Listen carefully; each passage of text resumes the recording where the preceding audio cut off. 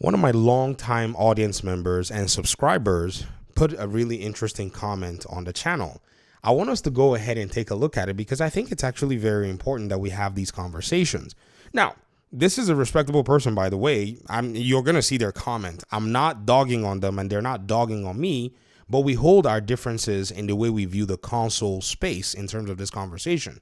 I, as a PC gamer, and I think this person is also maybe a PlayStation gamer as well. And so we talk about the gaming scene from our perspectives. And it's very funny, though, that for some strange reason, a lot of people deem the Xbox console as this undesired console, which is strange to me because the data, again, and I have to go with the data. That's all I have. That's all there is. Does not support this. It doesn't.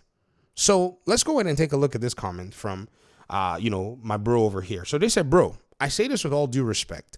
No one wants an Xbox. Bro, I say this back with all due respect.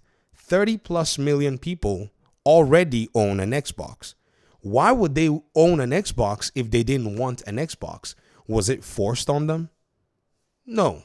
They went out there and consciously purchased an Xbox. In fact, majority of them are purchasing their Xboxes even now, seeing that the data, and if we go ahead and look at what the data is suggesting, it shows that Xbox Series X has now finally come to the place where it's selling more than the Series S.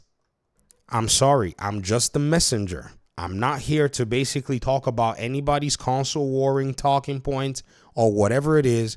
I'm only solely focused on where the data is taking me. And the data is telling me, everybody else, October 23rd, 2024, that the Xbox Series X has outsold the Series S in the US, according to September 2024 Circana sales report. This is where we pretty much look for the answers to the questions that we're asking in this gaming conversation. And I strongly believe that if we continue to look here, we're pretty much going to get to the crux of the matter. They said this: no one's checking for games on Xbox. There are 30 million people on Xbox. In fact, according to Matt Piscatella's data on Circana, we saw that Call of Duty had engagement on Xbox that had increased even higher than the past. So people are there. Xbox is making moves to bolster its PC, storefront. People are checking. There are already 21 or so or more million Xbox Game Pass users. This is before they added Core, that are subscribed to Game Pass, and a higher percentage of gamers subscribed to Game Pass use Ultimate. So when we look at the data, you can go verify everything I've said. When we look at the data, it doesn't correlate with what you're saying. And it's just that simple. I could stop the video here and we could all walk away because we have the data and we can look at it and look at what we're saying. If both of them are not matching and not aligning, then we need to go back and say, is the data wrong? And if the data is wrong, then we can say, okay, this person continues. They said it's a dying console, which is exactly why its games are going everywhere. No, you're interpreting your own, your own presumptions that have no data to back it up to say that a console that sold 30 million is a dying console. If 30 million people dug into their seats and gave you a penny, you'll be set for life. So how is it possible that somewhere, somehow, just because another YouTuber has 30,000 subs and I got 14,000, I then deem my channel a dying channel and I'm no longer going to make videos for you guys? I can't even apply that standard to myself. So I'd be a hypocrite if I did it, because I'm here on a YouTube business and I'm actually working my way, just making videos, talking about this stuff. If somebody came and told me and say, give it up, bro, your channel is not as big as content creator X over there, that would be the stupidest thing ever. In fact, if they said that, I would bring them to the comment section and, have all the business people laugh at them, because that's not how business works. I've given you all many examples. I've given you all the Chick-fil-A example compared to, McDonald's. I've given you all the Costco and the Sam's one. I've given you all of these different examples of businesses who, in some areas of their business, they do way less in terms of, business parity in some areas than their competitors, like Costco. Costco is the biggest seller of beef, biggest buyer of beef in the world, and they basically sell more beef than many other stores, especially Sam's Club, who is one of their competitors in the warehouse business. Is Sam's Club going to close down their meat store now because Costco sells way more? They won't do that. So, and then it's just weird that anybody would say this. And when I brought this example, I remember I made a whole video. People said, well, it's different with Costco and Sam's. My dude, PlayStation and Xbox, they all follow one rule, the rule of the green. The moment anybody steps out of line, they will go the route of Intel. Fast. Intel is literally making $250 GPUs, by the way. Like, Intel is being the innovator, the price disruptor. Intel, that used to be the dominant chip maker, is now the underdog. See, those of you who are saying this stuff, I saw Intel switch up real fast. And people think PlayStation is impervious just because they want to say Xbox is bad. That's not how business works, my dude. The market doesn't care. They said, not because that's the future of gaming. Well, that's because it's the future of gaming. In fact, it's the future of gaming because we know we have the data. Show me Xbox games that are not being played here. Let's see it. Let's see the Xbox games on this list. This is from October 26, 2024. The data for November, I think the last week or so, is available. Show me where you don't find Xbox games being played here. What are you talking about?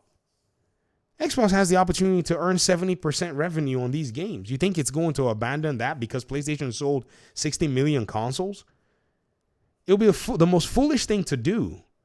It would be the most foolish thing to do. Sony and Nintendo are keeping the industry going at this point, not PC. PC is not the future of the gaming industry. How can I say this in the nicest way possible? Why just not talk about PC when you don't really know about the PC platform? That's the best way I can say it. Let's just leave PC out of this for now, even though you're wrong. Why? The data doesn't support it. You're wrong. The data shows very differently. In fact, to be very fair, we can pull the data. That way you can know. I'll pull the data from Circana's data set in 2016-17. You guys remember I showed you guys that video that I titled Fine Wine, where we saw Circana's data that in the US alone, most gamers, about 54%, were PC gamers out of the gamers that they surveyed. When we look at Steam's daily active user in terms of the highest count, it beat itself the other day and has gone up to, about 32 plus million in terms of how many people are on Steam. That's just Steam. That's not other platforms like Battle.net, where Overwatch gets about 6 million people a day. For somebody to say PC is not even in the discussion is just a big lie. It's a fugazi. It is the second largest market when it comes down to it. All of the handhelds that are now coming out, the resurgence of handhelds, what are they? They're all PCs. There is no data that supports what you're saying, sir. Again, you've been on this channel way too long to say this kind of stuff. I gotta check it. And then they said this: if Xbox shut down tomorrow, the industry will continue just fine. No, it won't. No, it won't. PlayStation and Nintendo are going to take you all to lunch, and they're going to take all your money from you. PlayStation came out with a $1,000 console. You will be a PC player immediately. You'll be looking for a battle mage. How much is it? You'll be on PC Part Picker so fast, you won't even believe your eyes. Oh my gosh, Sony and Nintendo? You're going to let those, you think these two should be in the gaming industry themselves? Yeah, you are wishing doom upon the entire gaming industry. Not saying that Xbox is a saint of a company or Microsoft is a saint of a company, but thank God that they're all fighting each other because, man, we get the benefit of everything. Those of us who are open-minded, because I think this is just a closed-minded approach about Xbox. That's all it is. That's all it is. You've not cited a single data set, bro. I'm halfway through your comment and there's not a single data set that you've cited. This person said PC gets the hand-me-down console ports that often sell a fraction of what they sell on said consoles. I have to stop you there. Why? Because just this year, we saw Black Myth Wukong sell way more copies than every single PlayStation exclusive plus every single Xbox exclusive put together in 2024. And where did it sell the majority of its copies? PC. Helldivers 2. Who is playing Helldivers 2? When we look at the data, this is a PlayStation exclusive, but it's on PC. When we look at this list, every week, Helldivers has been coming on this list on the PC side. It is almost nowhere to be found in the top 15 for PlayStation. Someone had to ask Matt Piscatella personally, and you got to go find it yourself. I don't have the time to look for it. Where's Helldivers on this list? He said, man, the top 15 is hard to crack. It's been staying around 27 through 30. For you to say that's they barely sell, because when you do the one-to-one comparison of them coming out day one, PC usually beats PlayStation on many games. Shall we continue with Elden Ring? How PC beats PlayStation in the sales? The Division, PC beats, PlayStation in the sales and Xbox. You don't have the data to back up this stuff that you're saying. Now, there are games where console will beat PC, obviously, but for you to say that these games sell a fraction of what they sell on consoles because they're coming 6 months later and everybody on PC has games to play and they're busy, right? Like, Black Myth Wukong came out and then everybody, Final Fantasy 16 was like, hey, give us some money, please. And then God of War Ragnarok was like, oh, give us some money, please. And they thought PC gamers were going to abandon that game and go play their old 2-year or 6-month-old game and buy it at full price. Man, you really must not know what the PC ecosystem is like. Why would PC players do that? Why would anybody do that? Even I play PlayStation games and I actually double dip on PlayStation games. I didn't buy Ragnarok. I was like, nah. I don't play Final Fantasy, so that was a given. I played the demo and I was like, I'm not gonna buy that game. So there's no incentive to buy it if you've basically been put on the back burner. What we wait for in that regard is we wait for the game to drop to $12. Then we can have a conversation, and I might not even still feel like buying it because Elden Ring is coming out again with another game, so I might as well direct my funds to that game. Hey, and if it's a PlayStation game, wonderful. It's gonna sell very well. It will sell more on PC. You're gonna see it if it's multi-plat. There's no data to back this thing up. None. Why do we keep doing this? Then they said multi-platform is fine. No, multi-platform is the way to go because that's where sales come from. But not for first-party console makers that are trying to give a reason for people to buy and invest in their platform. You are basically juxtaposing what PlayStation is doing. PlayStation has the inherent need for its platform because it has nowhere else to go. Xbox does not have that need. Why? Because it already has established a place for it to basically make money in its business. Simple. This is why PlayStation freaked out.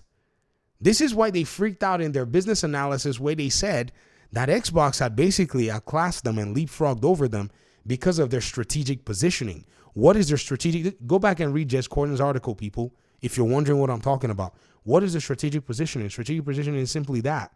They had overtaken them because Xbox could deliver games on PC. They could deliver games on console. They could deliver games on subscription. They are not tied to a box anymore. PlayStation has tied itself to a box, so it has to live up to that reputation. It's right here. PlayStation wrote it. They wrote it themselves when their Insomniac League came out. They said Microsoft can supply subscription 50%. Console games 50%, PC 60%. PlayStation cannot do that. They cannot do that. They don't have a pipeline to give you day one games in subscription. They don't have a pipeline to give you most of their day one games on PC. So it's literally 3 for 1. Microsoft leading in how much it can deploy games to many more gamers. I'm sitting here with what we need for this conversation, ladies and gentlemen. There's nothing else to say here other than let's just look at the data and let's look where it leads and let's follow through with it. It's just that simple. As much as I pay respect to a lot of my fellow PlayStation fans, I feel like this is why we are still having this conversation when all we got to say is, how is PlayStation responding in this market? What are they doing to make sure that they're not lagging behind? These are the questions we should be asking. Some of you think I want to see PlayStation fail. No, I want them to step up the game so that Microsoft does not get too powerful in gaming. In content delivery alone, PlayStation is already freaking out that they're going to put Activision games on Game Pass. In content delivery alone, Microsoft is sitting now with like 4 main ARM publishers that can drop them 5 games a year, every single year.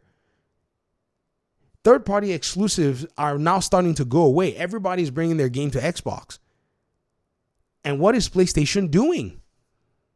Getting held up by fanboys on the comment section? That's not what they're going to do. What they need to do is they need to step it up. They need to spend money in their ecosystem, invest in their games. All the money hiding they've been doing for so many years has not paid off for them. They've basically invested money in other publishers than even themselves in other studios, and while they're closing studios left and right. All of those developers that worked on Concord, that basically went, with the other studio, Neon Koi or something like that, those developers could have been commissioned on a project that could have benefited PlayStation fans. But the money went over to Final Fantasy and Square Enix, hundreds of millions of dollars, so that they could basically sell what? 3 million copies, 5 million copies, 10 million copies of Final Fantasy. That's basically a timed exclusive. A waste of funds. Guys, think strategically and forget about all this, your perception of Xbox and the box. They have basically added that box as one more checkbox in their ecosystem. That's all it is now. It's no longer the main thing that they're tied to in that regard. It is important to them. Don't get me wrong. Don't get it wrong. 21 million Game Pass subscribers on there. Oh, yeah. It's not going anywhere. But for anybody to think that, their console is going to go anywhere, no one cares about Xbox, the data doesn't support that. I'm sorry. The data does not support that. Maybe when the data supports that, I'll be the first to admit, I'll be like, man, it's bad out here because this is what the data is showing. I will come out here with the data. Why? I have an incentive to make videos on the data. I mean, literally, why would I not want to address the data? Why would I want to address the numbers when I get a benefit out of it? And I'm telling you exactly the benefit that I have out of it. If the data switches right now, that's a whole nother, 2-3 months worth of 500 videos. And we can basically sit here and say, man, it seems like PlayStation has got more games that people are just jumping on and all of the above. But that's not what we're seeing. It's not what we're seeing. Talk to me in the comment section, guys. I appreciate you guys' time and audience. Hopefully we'll talk pretty soon in another one. Peace out.